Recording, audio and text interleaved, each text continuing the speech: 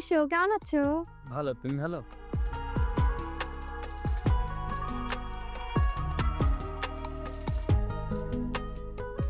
তুমি একটু বসো, আমি আসছি।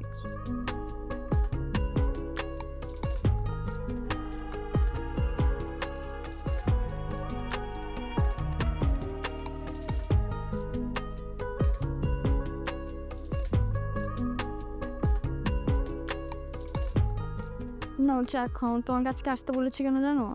বলো। ও বলিনি তো, জানবে কি করে? জানলে তো তুমি খুশিতে লাফানো শুরু করবে। দারুণ খবর।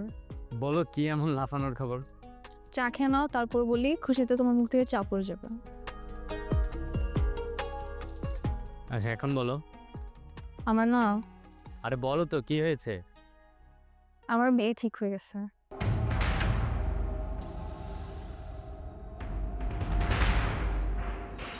এই কি বলো, তুমি খুশি হওনি? এ মানে খুশি হব না কেন? এ তো ভীষণ খুশির খবর, তাই না? আচ্ছা আজ উঠি, এটা কাজ আছে। না না, এক্ষুনি কেন যাবে? দুপুরে খেয়ে যাও, মাকে বলে রেখেছি তো। এরকম দিনে না খেয়ে চলে যাবে? না আজ না, আরেক দিন, আজ আসি।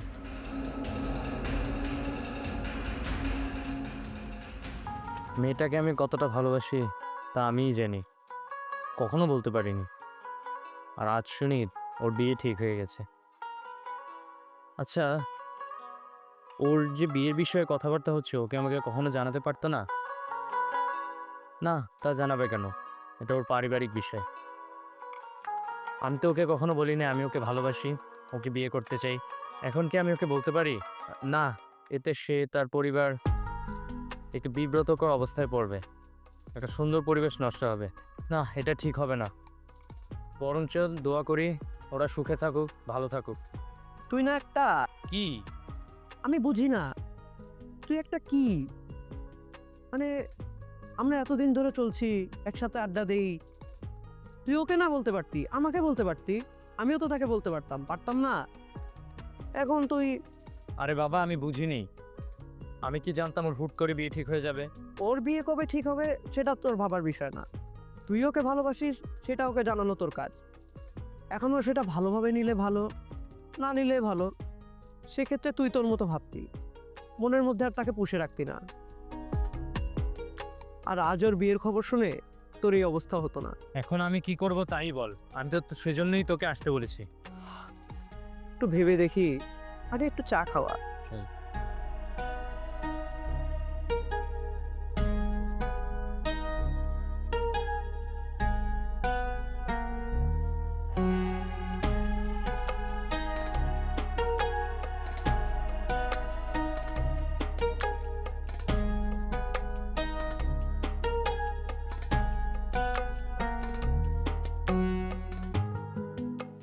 ও আমাকে ভালোবাসে, এটা এখন নিশ্চিত। এখন আমার কি করার? আমি ওকে ভালোবাসি, ও আমাকে ভালোবাসে, কখনো বলে উঠতে পারেনি। যেমনটা আমি নিজেও। আমার বিয়ে ঠিক হয়ে গেছে জানার পর ওর তো আর আমাকে তেমন কিছু বলারও সুযোগ নেই। যা করার এখন আমাকে করতে হবে। কিন্তু কিভাবে? আচ্ছা, কাল ওকে আসতে বলি, আবার একটু নিশ্চিত হই, তারপর যা করার করব। আজই ভেবে ঠিক করে রাখতে হবে কিভাবে করব। আচ্ছা, আগে ওকে আসতে বলি।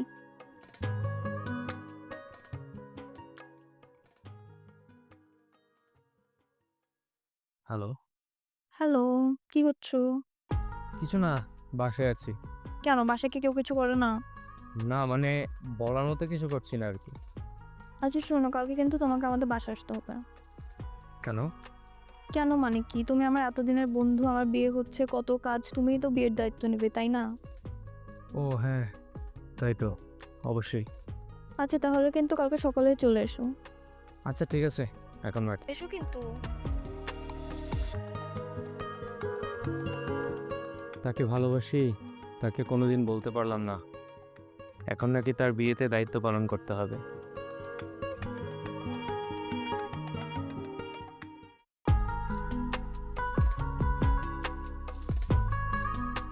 ও তুমি আসছো, চলো শান্তা চাই সব।